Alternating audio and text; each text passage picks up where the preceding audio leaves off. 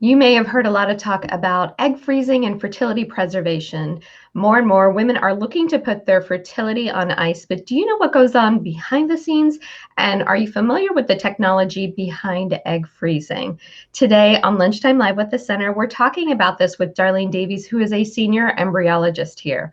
Hello, Darlene, how are you? Good, how are you? Good, thank you. Can we talk a little bit about what egg freezing is first? Sure. Egg freezing is an excellent option that we have for our patients for preserving their fertility for many, many different reasons. It has, in recent years, it has really become a mainstream option for us.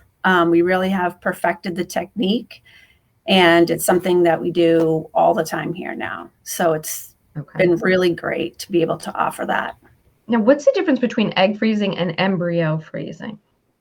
So embryo freezing has been around a lot longer because when we freeze an embryo, it's anywhere from 200 to 300 cells.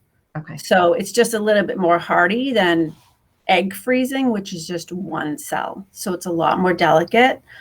But different reasons that people would do egg freezing over embryo freezing is maybe they're single. Mm-hmm. Many people do it for religious reasons where they don't want to create, many, many embryos and to have in storage.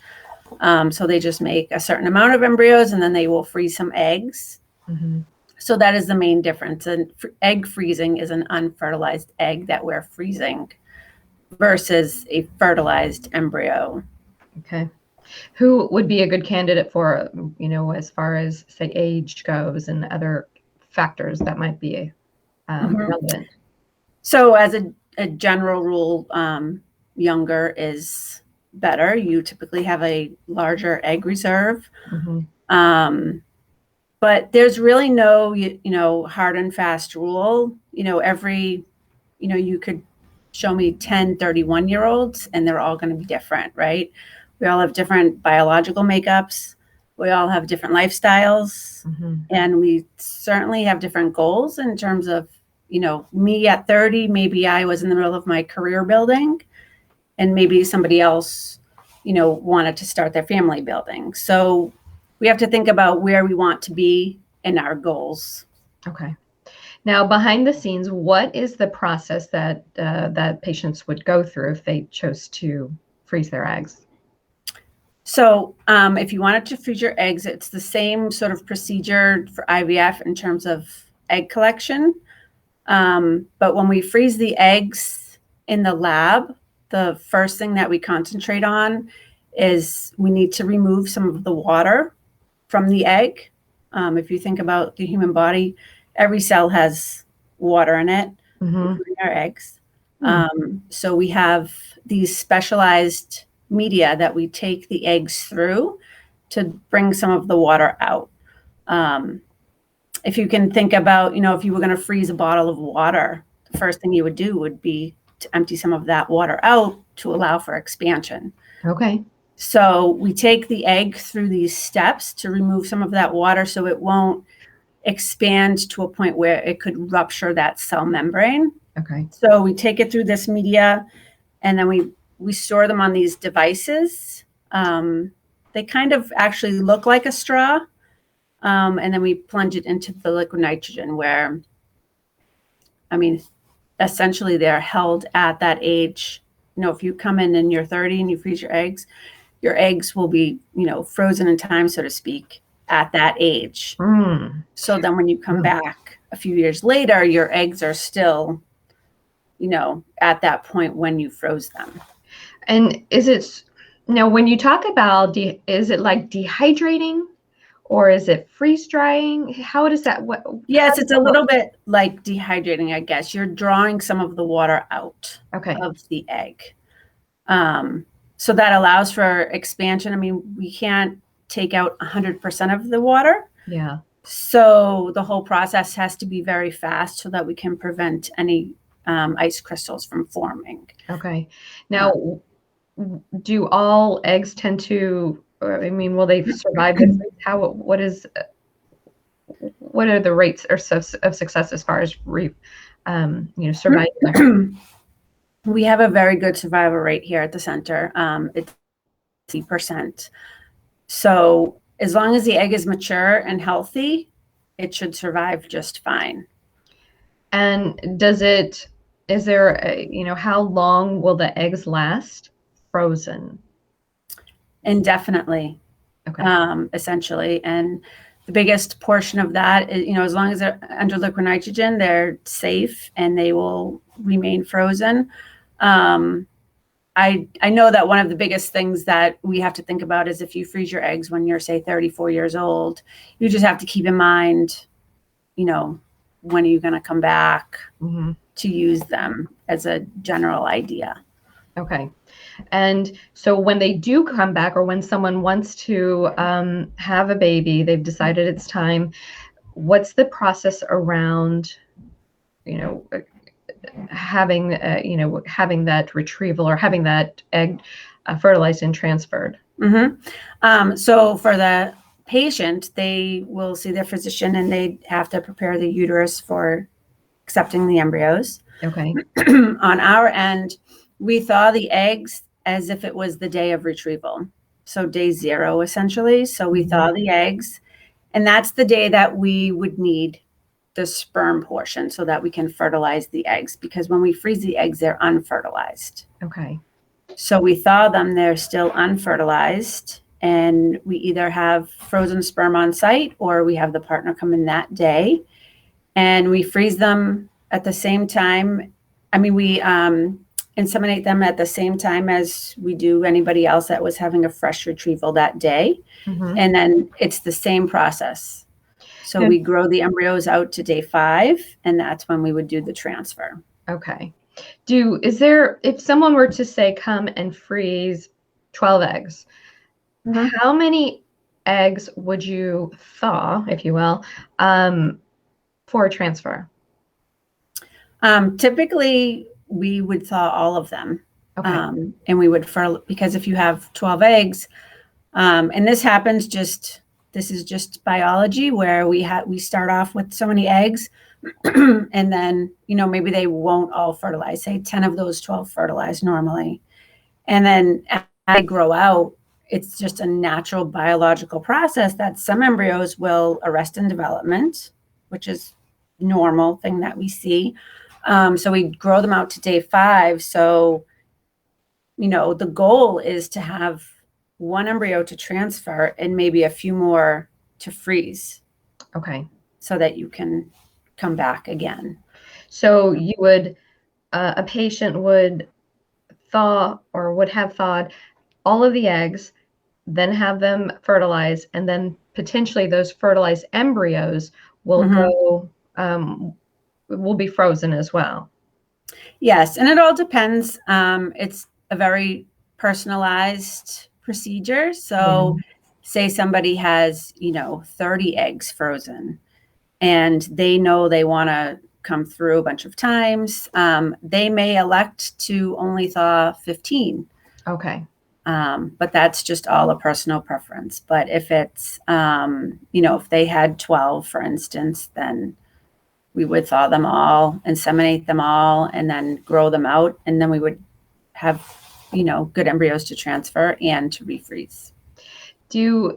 Have you guys seen a increase, behind the scenes at the lab? Have you seen an increase in number of women who are doing this?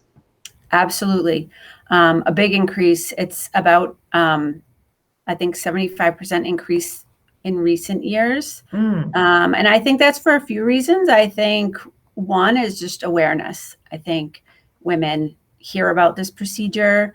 They know it's successful. They know we can do it, and they, can plan out their family building. And there's just so many different reasons why you would want to freeze your eggs. Yeah. Are the pregnancy rates similar for frozen eggs and frozen embryos? Yes, very similar. They're almost the same, actually. Oh, okay. And we had talked a little bit about the ideal candidate. Is there an age that's ideal to do this, or what is the best age? Ideally speaking, less than 35 is sort of the gold standard in terms of age.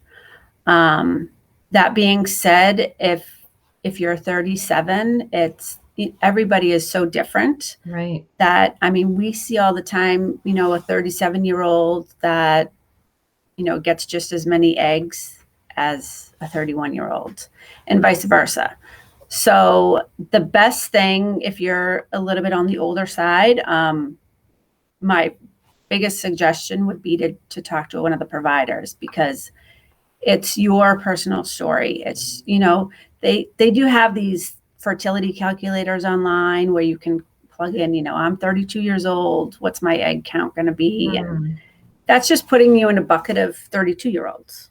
It doesn't take into account your lifestyle, what you want, how many children you want, your biological makeup, your AMH. There's so many things that go into your success. And it's so personalized. So, if you can speak to an REI, one of our providers, that's the best way to go. Yes, it does. There are so many different factors that affect, your ability to freeze your eggs and your fertility. So best to speak to someone. Sometimes those calculators can make you feel like, it might not be worth even trying to talk to anyone, because it's, everybody's so different. But in fact, Right. if you talk to somebody. Yeah, I think it can be a little discouraging when you look online and you get this information, because, one size doesn't fit all. Everybody is so different. We see it all the time. So, you come talk to one of our physicians and they make a plan based on you, which is Excellent. The best part. Yeah. Anything else you'd like to share that we haven't already? I love that you said that it's important to really speak to someone to understand your personal story.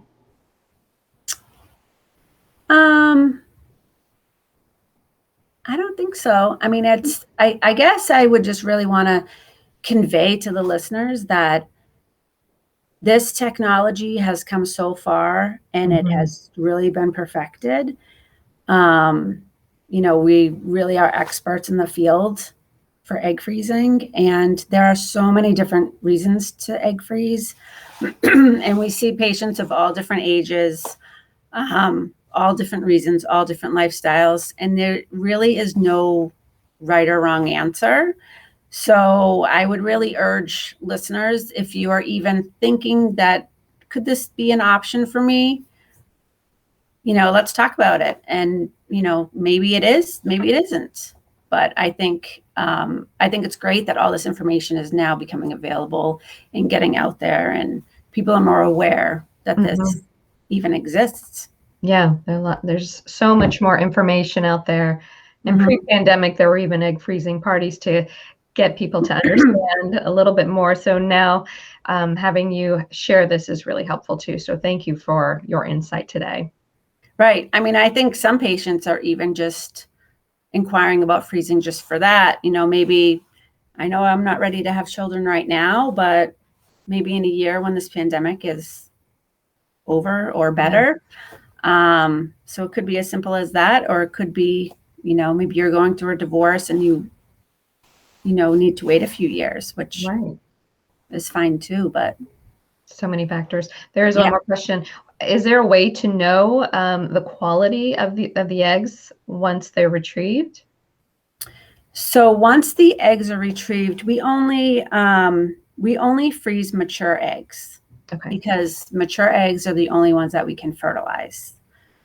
So the doctor's part is to, collect as many mature eggs as safely possible. So you don't want, tons of eggs. It's, quality over quantity, but you want enough based on your lifestyle choices.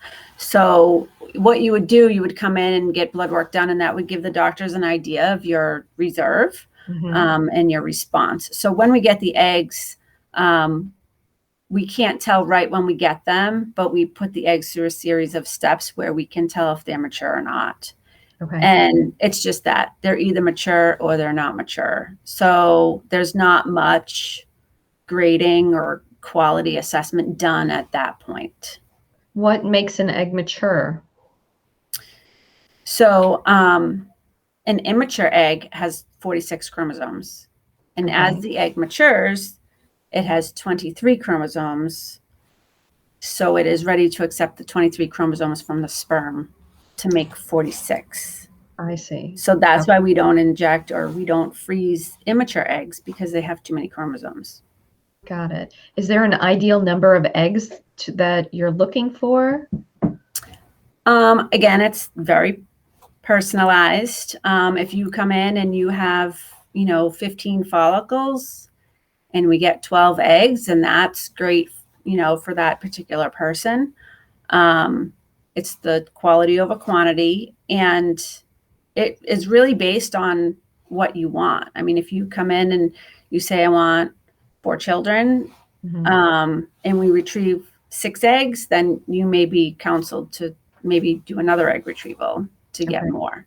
So it's really based on, what you want and, your makeup. So how many we can get. Okay. Do women come in and do more than one retrieval to, collect as many as possible sometimes? Sometimes, but I would say not often. Okay. Typically if people are doing an egg freezing cycle, then, we get enough eggs that they're satisfied with. I mean, again, it all comes down to the patient if that can meet their goals, their end game. Okay.